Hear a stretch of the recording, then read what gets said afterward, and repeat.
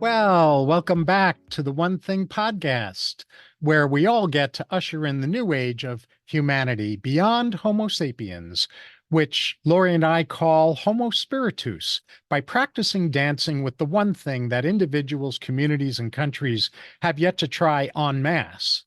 That one thing is the connection to the higher self part of our true self anatomy that people call by various different names, and whatever your name is welcome.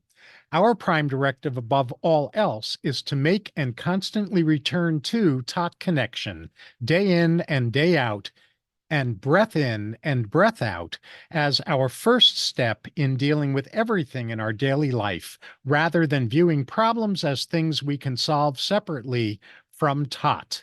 And this episode is called Your TOT Checklist for Engaging with Others. And we'll unpack that bit by bit, but over to you. Okay, sounds good. Juicy conversation. And of course, we're not going to be covering every single thing on the, like included in our checklist, but we're going to cover the ones that seem important to start with to us anyway. And so first, let's frame this up. We want to talk about having conversations not only with ourselves, but with people in person, and then also in the online space, and especially social media, because I know it can get kind of sticky there. And we're really talking about the value of engaging with others as it can only be as healthy as our own connection to our higher self or our higher presence or whatever you're choosing to call that. And this is the one thing that we haven't actually tried in mass, right? Because human opinions in and of themselves, disconnected from the source of life, don't mean much, right? It's just a recycling of history, and we all know how that has gone. So we're really trying to do our best sales job to invite you to, first and foremost, engage in that connection, connect with your higher self, and then from that place, have healthy engagement, with people in your world and online. Mm-hmm. Mm-hmm. And what we want to kind of frame at the front end of this episode is the notion that being engaged or thinking we're engaged with the one thing while being disengaged from ourselves is impossible. If we're truly connected, then there's automatically a connection between internal connection and connection with higher love, higher wisdom, higher power. And so, you know, thinking thinking we're connected when we're not is where the breakdowns happen first. That's where they start. That's where we disengage from others. Yeah, good point. Good point. So we're going to go through, like I said, this little checklist, and we're just thinking of them as guidelines and practices for, establishing and maintaining and curating, good relationships and connections, and restoring our connection with our higher self while we're interacting with others. And of course, we have to say that this first requires us to be, having had some practice with this constant connection with our higher self. I heard something last Saturday that was talking about how important the governance of the human is. And it's kind of along these lines. It's like, what does this mean to govern ourselves? Well, it means to be having, to me anyway, it means having a connection between our head and our heart, between our higher mind and our lower human mind, between our heart and the person that we're engaging with heart, between our being, our system, and life, right? Like we can call life nature, we can call it the cosmic life force, it doesn't matter, but it's being in a conscious, aware connection with that as often as we can possibly be. And if that of course takes practice. Hmm. It sure does. It's not even anything close to a one and done. It's Mm-mm. an ongoing emerging practice. And I love that you added the word curating, because Yes. that's really juicy. And before I share a story, I would love for you to share with our audience what you mean by curating. Well, oftentimes we hear that word curate when we hear of a museum putting together, a new arrival of art. Maybe it's coming from Europe or whatever, wherever it's coming from, or even in our gallery curating a new art show. And we can expand on that and consider that we can actually curate our lives. We can curate our connection with ourselves. We can curate our connection with others. It just means being, to me anyway, it means being consciously on purpose and intentional about how we would want, like a gallery owner hangs a piece, the piece is the way he or she would like them to be seen as people walk through. That's a conscious curation of the body of work in his or her gallery. So if you want to say more on that, that's how I see it. So we're just being using our will, our choice as a human being to elevate and curate our consciousness. Yes. And that's why I wanted you to say a little bit more, because I was realizing that the word curation is not often enough used in the context of relationships. And so Mm-hmm. I love introducing curation into the essence of how we are in our relationships. Mm-hmm. So before we start unpacking the checklist itself, I first want to just share a story some of you may have heard, and maybe many of you have not, which is a story about relationships and spirituality. It's kind of a warning story. And there, of course, as with all of these teaching stories, there are bunches of different variations on it. But the version I'm going to tell is this one. There's a monk in ancient China who decides to leave his village and to go onto a mountaintop outside of the village in order to attain enlightenment. And he's there for a very long period of time. And over time, he develops this kind of reputation for being enlightened or becoming more enlightened, and people start to come and visit him to ask for his sage advice and things along those lines. And after this fairly long period of time, the monk decides that he is complete with his time in isolation on the mountaintop, that he's attained enlightenment, and he comes back down off of the mountain into the village. And within a half hour of arriving in the village, he's in a fist fight with someone. And the purpose of the teaching story is really, at least from my point of view, it's alerting us to the fact that we can attain altered states of consciousness on our own. We can attain a state of enlightened consciousness on our own in private.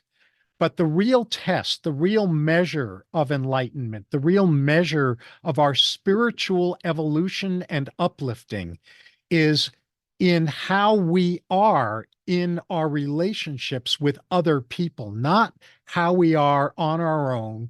And I'll go one step further. It's how we are in our relationships with other people when things get tough. Yeah. And Yeah. that's the point of sharing the teaching story in the context of this episode. Yeah. Good story. Good talk. Good talk. We laugh about that.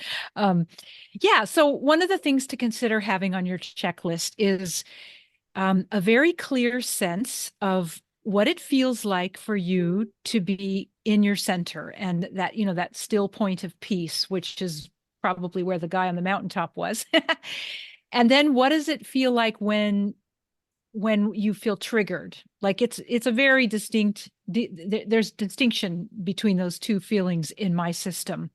And I tend to use this idea of when I'm triggered, it feels like someone has put a pencil, or I have put a pencil in the fan, and it's like the fan is getting all weird. And so that's my cue that I've lost my center, I've disconnected, and that I can come. My first order of business, as far as I've learned, is to come back to center so that I can have whatever conversation or whatever needs to be said next or not be said next, be assisted and guided by my higher wisdom, my higher intelligence, that part of all of us that sees a broader view and knows, knows truth, knows a higher level of truth.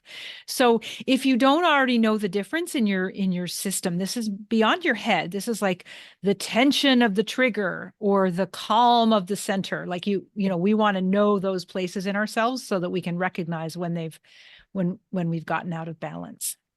Mm-hmm. And I like the tension of the trigger and the calm of the center. Yeah. Another item on the checklist is whether we're in a state of openness and receptivity or whether we're in a state of defensiveness.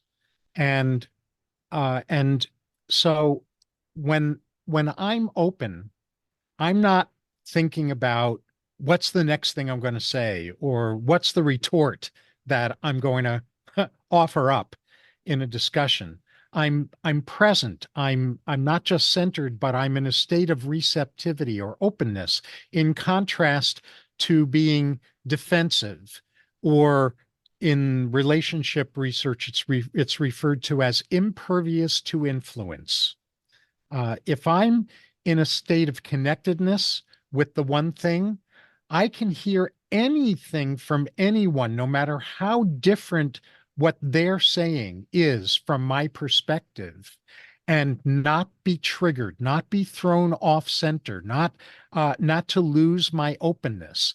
So if you think about open as the ideal state and think about a continuum between open and two extremes that are equally unhelpful. At one extreme, instead of openness, is impervious to input, and at the other extreme is the opposite of impervious to input. It's where we're an indiscriminate sponge. We just absorb anything anyone says and make it turn ourselves into a pretzel to make it be true for us when it's not true for us. So open versus defensive or impervious or an indiscriminate sponge is another item on the checklist. Perfect. And the next one is the consideration of just being in this inquiry when you're engaging with another person is, am I holding the space for there to be a win-win experience between all parties involved, or do I need to be right? There's in the Course in Miracles, which is a spiritual text, there's this idea of if you can either be right or you can be happy. I was talking about that one time years ago with a patient, and she says, but I am happy when I'm right. It was so funny. Anyway, it's the difference between cooperation, and finding a broader way that everybody gets to win, and more, being right, I think, falls under the umbrella of more like competition. And that's an old paradigm. That's energy that is sizzling away from our constructs as we know them to be. And so the more of us who step up with win-win and with cooperative systems and ideas and thoughts and words and actions, the quicker we'll actually find ourselves in a collective that is more cooperative than competitive. Mm-hmm. And Yeah. I'm not talking about eliminating, healthy competition where we strive to be better because of, a person that we're running against or swimming with or whatever. You know what I'm saying about that. But it's more just the not trying to win over. Yes. Yes, absolutely. And kind of a variation on that, or maybe a drawing out of certain parts of win-win versus being right, is coercion versus collaborative. Mm-hmm. So in coercion, I'm focused on converting you over to my point of view or the solution I'm advocating or my position or whatever that might happen to be. And collaborative is the state of connection with the one thing, because with the one thing, a variation on win-win is that we have the humility that says, I probably see parts of a larger picture that are important to include, but I'm humble enough to know that neither I nor any other single person or single group sees the whole picture. So of course I'm going to offer my part of the picture into the conversation. And in a collaborative mindset, the humility part is I'm offering my part of the picture because you're going to be offering your part of the picture too. And when we combine the parts of the picture that each of us is more attuned to, we collectively start to see a whole or more complete picture. So, TOT connection is about collaboration as a form of creating win-win solutions. Yes, beautiful, beautiful. It's funny because David and I sometimes watch this HGTV, House Hunters International, and it's just so interesting to watch how the couples, usually it's couples that are looking for a place somewhere outside of the US, and there's a little bit of a tug of war between which place they're going to get, and often one part of the couple will say, oh, he or she is going to win this one, as if the other one has to sort of give in and give up and that kind of thing. There are couples who do what David just said, where they kind of expand the capacity to collaborate, and then there is no winning. There's just the cultivation of something good that works for all parties. So anyway, we just find that funny to watch. Okay, so the next thing on the checklist is the difference between self-disclosure and telling another about them, which tends to put the other in a more defensive position.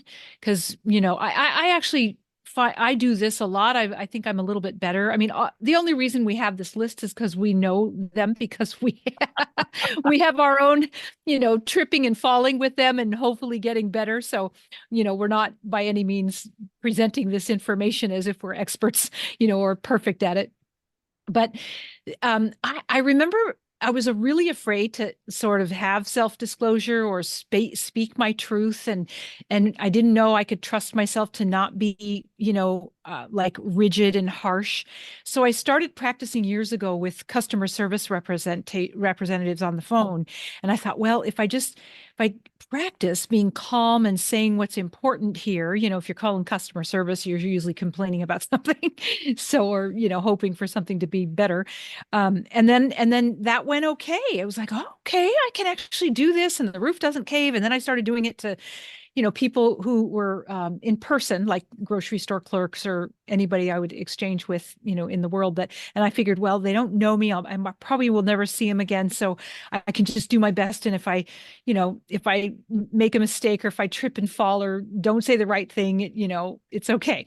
Well, all of that taught me how to be, in a engaging relationship with someone and speak my truth, and hopefully not push against what they're doing, and tell them what they are doing or how they should do it or anything like that, because that doesn't really foster an openness on behalf of the other person, but rather just talking about how things are landing for me, and how we might come about it in a better way. So I don't know if you want to say anything more about that, but self-disclosure versus telling the other person about them, or spouting philosophy, or telling another person how I think it should be. I mean, I'm always watching myself on that. Yes. And the only thing I'll add, because I love how you've worded that, is variation on what appears to be self-disclosure and isn't. And it's the famous, I feel that you are Mm-hmm. blank, Mm-hmm. blank, blank. Oh, I'm just telling you how I feel. No, no, that is the pretense of self-disclosure. That's actually an attack on, or a judgment about the other person. And judging the other person is not personal transparency. Mm-hmm. Saying that when you said blank, blank, blank, what got activated in me was sadness or fear or shame or guilt or things like that. That's self-disclosure Mhm. versus I feel that you are a judgmental person is not self-disclosure. Mhm. Yeah, good point. Yep. Good addition. hmm So the next item on our checklist is focusing on positions or premature solutions versus disclosing deep concerns and high intentions. So what we mean by that is that in a top disconnected state, what we end up in is these arm wrestling matches where I keep telling you about my position or a solution that I'm advocating instead of a form of self-disclosure that looks underneath or that shares what's underneath the position I'm taking or the solution I'm advocating by telling you about the deep concerns and or high intentions that I have that led to the position I'm advocating or the solution that I'm advocating. So this is a little bit tricky because people can think that if they're stating their positions or the solutions that they're advocating, that they're actually doing self-disclosure. And that's not self-disclosure. Yeah. That's Go ahead. No, you finish. Oh, that what that is a hiding of self-disclosure. It's not a tot connected state because if we're actually doing self-disclosure, like I said a moment ago, what we're disclosing is the deep concerns and high intentions that led to those advocated positions or solutions. Yeah. And this is tricky. And I would like to tell every person listening that David is exquisite at this. And if you want to learn more, you could go to his Facebook page and just look at some of the comments he makes to other people. He walks this line so beautifully, and you know, it's just a great way to learn how to at least notice the difference between hiding behind self-disclosure. He does a very good job at this. So Thank yeah, you. he's masterful. So I recommend you learn from him. And I have a whole training program on how to Oh, have difficult discussions about touchy topics in transformative ways. And the centerpiece of that is learning how to identify and disclose deep concerns and high intentions. right, right. It's so beautiful. I recommend you guys do that. So, okay. So the other thing is to discover inside yourself, like just this is a noticing, a witnessing, a self-observation piece without judgment. Like where do you leave your tot connection? And you're just watching yourself. Like at what point you're connected, you're connected, and then boom, you drop out. And you're just watching this so that you can find inside of yourselves ways to do that less and less, and you'll see this. You'll want to watch this in yourself when you're engaging with someone, whether it's in person or in a social media scenario. But watch for like your own energy. You're watching for aggression, maybe even rage. Obviously that's means you're triggered. Our source, our higher presence, does not have the need to be aggressive or to go to places of rage in order to be effective. Watch where you give up your power, right? Like you abdicate your power, your sense of empowerment. Notice if you're rebellious, if you're someone who can easily go to a rebellious path. And other places to look for is where you feel helpless, like your David uses the term learned helplessness, and or being a victim of anything, because from a connected place, there really are no victims, kind of thing. And I'm not talking about war-torn land. I'm talking about, I mean, that's another conversation, but right now we're talking about how we engage with another person. And so we just want to watch that we don't slip in, because it's easy. These things happen so quickly. We can slip into victim and not really recognize it. And then we're disconnected, and we're engaging in ways that may not be helpful. And watch for any unworthiness, undeservedness to be having a conversation with high intentions. I like how David says that.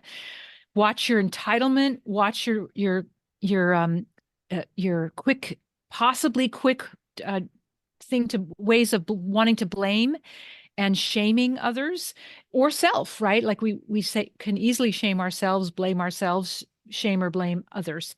So those are some places to just watch. Those tend to be common landmines, if you will, for human beings. So, and you're not in observation of these places to berate yourself. You're in observation and you're witnessing so that you can, create a plan when you get at that choice point of, oh, right in this moment, I want to slip into unworthiness. What are my other options? But it's really important to think through those things ahead of time because it's hard to have access to it when you're triggered. So the practice is, oh, I get triggered and go into unworthiness a lot. What other choices might I have? And think about that ahead of time and then play with your options when you do get triggered so you can see what works for you, Mhm. in order to stay connected. Yeah. Yes. So I think that's a marvelous symptoms list. And I'm going to add to that symptoms list the stress responses styles. So there are basically four styles of reactivity when we're under stress at a level where the thinking part of our brain turns off and the reptile part of our brain, the limbic system, turns on. And those four um, states that are TOT disconnected states are fight, flight, freeze, and faint. So fight is, you put up your dukes either literally or just emotionally and verbally. You, Defensiveness and protective, self-protection. Yes. yeah. And flight is running away. And freeze is deer in the headlights, just paralysis.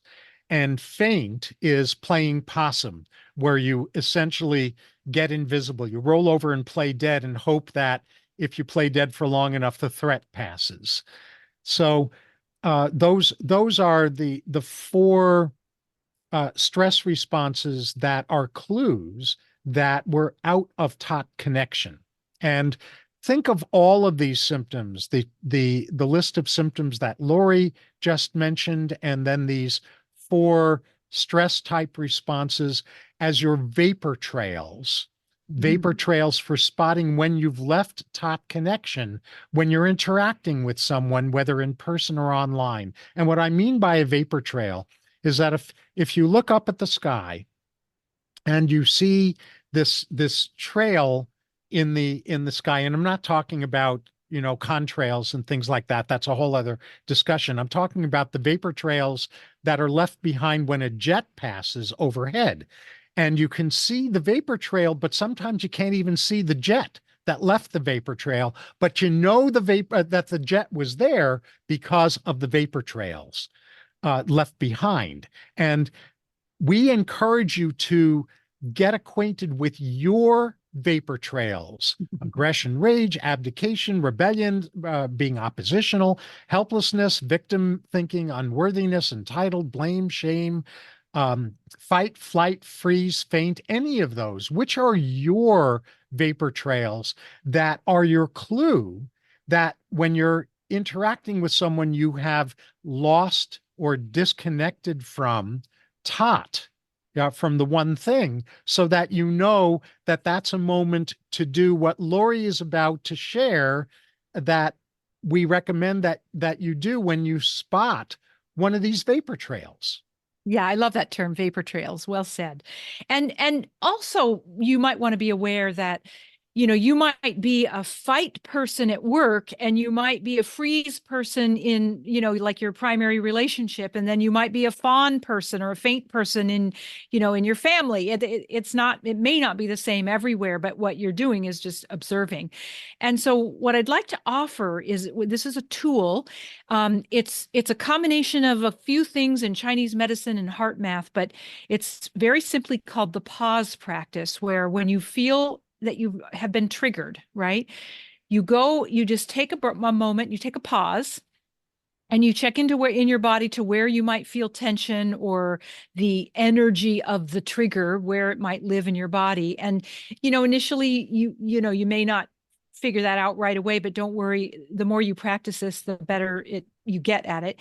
And then you can either put your hand on your heart or not. But if you, and I say or not, because if you're not in a place where if it seems weird or something like that, but if you drop your awareness into your heart, that's like one of the places to, to pause into in order to stay connected and not go down the rabbit hole of, the trigger, so to speak. And, then from a Chinese medicine's perspective, if you just invite your presence back into your heart, you can invite your higher self, your spirit. In Chinese medicine, it's called Shen. And when we get triggered, and if it's too intense of a trigger, we actually fly out of our heart. Where our spirit leaves our heart because it's a bad scene, to indulge a trigger. And this is what it means by the governance of the human. We cannot be indulging triggers and expect for there to be peace in the world, right? We have to govern. If we want better government in any country in the world, we have to be a citizenry of self-governed humans, right? That where we have a governance of our own systems. And so, I'm a big advocate of not expecting the government to do the work that each of us individually are supposed to do. So the pause practice just gives us a tool so one, it's a 3-step thing. One is, well, it's a part, A before the one, but you just notice you're triggered, right? And then one is you notice where in your body you might feel the energy of that trigger. 2, you pause, you can take a breath, and you bring your awareness to your heart. And then 3, you just invite your presence, your spirit, your source of energy back into your heart. So you feel connected. This can happen, in 3-5 seconds, right? So maybe not in the beginning. And honestly, if you're pausing, let's say you're in an intense relationship, conversation with someone, and you pause, and the person's like, "Hey, where'd you go?" You could say, "Just give me 5 or 10 seconds here. I just want to come back to myself before I respond." That's a very reasonable request. It's, I think anybody would honor that. Yes. Yes. And what I want to add about this is that this might sound deceptively simple. So how could it possibly work? Well, it's deceptively simple because it works and because it sounds easier when described than it is to actually practice. This is Yeah. a new set of muscles for a lot of us, this Yes. pause practice. And so it doesn't have to be, and in my bias, it shouldn't be more complicated than this. This is where Spirit. self-governance Yes. starts. Exactly. And spirit is not complicated. Spirit is simple. Only our mind has a need to complicate things. And there's a fair amount of research, about 40 years worth of research from the Heart Math Institute on what happens when we reconnect with our heart and we take that pause and we take a breath. And, they don't talk about the inviting spirit or the Shen part that I have added, but the research is very, very solid. So. Mhm. Absolutely. Ready to move on to Yeah. takeaways? Yeah. So we'll Okay. wrap it up here. Yeah. Okay. So the takeaway I want to offer is that staying centered, staying really centered in your personal power is a practice. It's not a one and done. It's a muscle to be developed. So start small, practice online first, like Laurie said earlier in this episode. If doing that in person feels too overwhelming as a place to start, and if it doesn't, if doing it in person doesn't feel too overwhelming, then just go straight to that. But start small. Practice in low stress situations, reconnecting with the one thing, and then as you develop that muscle, your ability to stay connected to the one thing in higher and higher and higher stress situations will naturally strengthen itself. Beautiful. Yeah. Beautiful. And I also would like to offer to any listener who feels a resonance with this a complimentary mini course on how to cultivate what we've been talking about. So it's a 5-day video course. You can do it in as many days as you want, but it's set up to be, 5 parts. And every day goes through one thing. So we start with grounding, and then connecting, and then being present, and then being embodied, and then being purposeful. And those kind of build on each other. And it's called the 5-day energy kickstart. I think the link to get that for free is going to be in the show notes. I highly recommend that you use it as a way of practicing. It even expands on what David and I have talked about. So use it as a way of practicing. In my opinion, the reason I created this is because it's foundational to every human being. Even, people who are spirit-centered and spiritual, we forget those foundational pieces. And so coming back to them on the regular is vital. And I invite you to do that no matter where you are on your spiritual path. And just to be clear, depending on where you're listening to this, you might not see show notes. So are Okay. you able to offer right on the recording the link? What do you mean by right on the recording? Right now, as we're recording this, Oh, can just say can the you say say the it? URL you mean. Yeah. Yeah. Let me get it right now. It's www.sacredhealthacademy.com. It's kind of long.